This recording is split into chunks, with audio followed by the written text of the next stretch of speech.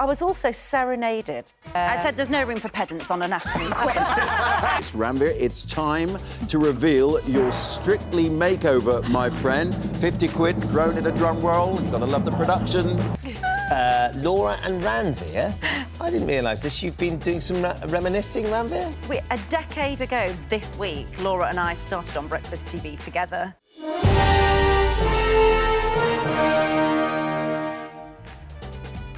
Now, we know you're a very talented man. I know you'd like to...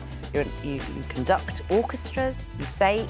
Yeah. This morning, what was the song? It was a... Love me for a reason, let that reason be love. That's 3 p.m. this afternoon. Tell us more. It's riddles. Yeah, it's all riddles. So there's Henry, you saw that Henry Lewis is our riddle master. It's sort of 3 teams of 2, general knowledge questions. You have to basically try and beat the riddle master. Give us the one you did on the radio on Saturday, the hard one. Was it the really difficult one? Hang on. Take the first letter away. Oh, yes, here we go. Yeah, go on. Right, so unless you were listening to Radio 4 yesterday, you hopefully won't know this one. Remove my first letter, I'll still sound the same.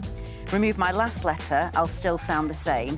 You can even remove the letter in my middle and I'll sound the same. Which 5-letter word am I? Isn't that hard? Absolutely no idea. What's the answer? Do you want to know it now? Yeah. It's empty. Empty. You take the E off, it's still empty. Oh. You take the Y off, it's still Empty. You could take out the P and the E and the Y, it'd still be empty. Except Michael Ball's on the show with you, and he said, no, but you have to pronounce the P. Oh, no. Wow, look at the barnet. You look amazing. I don't know when you had your fitting for the frocks and stuff at Ranvir, but when I did it all those years ago, they'd recycled one of Robbie Savage's old outfits. Now, Premier League footballer, at least he was at the time. So you can there is a full-length version. Yeah, there is a full-length version of that. Tell you what, you have to lose all your inhibitions when you're getting fitted out in wardrobe. Oh, there you look go. at that, the full and a move on the camera.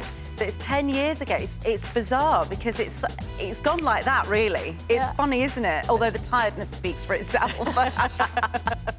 Well, congratulations. Oh, goodness me. So what happened to Gethin? He found his freedom.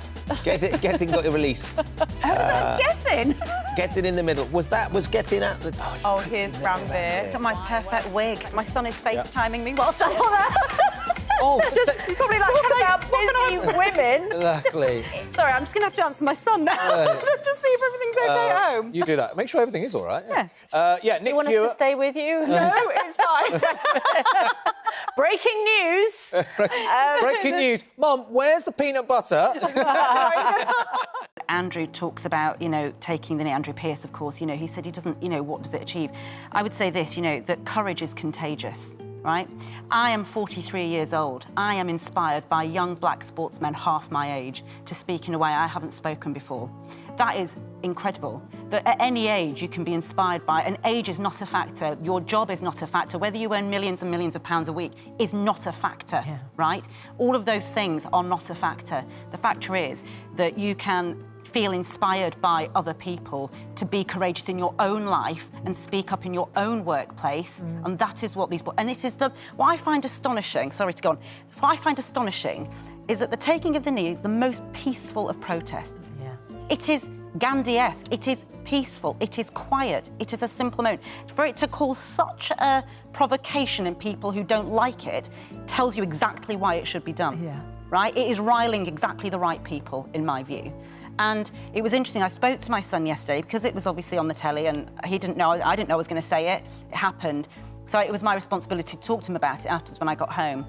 And he, as soon as I said I talked about this on the telly, he said, I'm really proud of you, Mummy. Oh. Straight away. And I said, that's really nice. And he said to me, just like you don't want your child, meaning him, to feel have racism. I don't want my children to have racism, but I imagine it will still happen. That's my 9-year-old saying, I imagine it will still happen.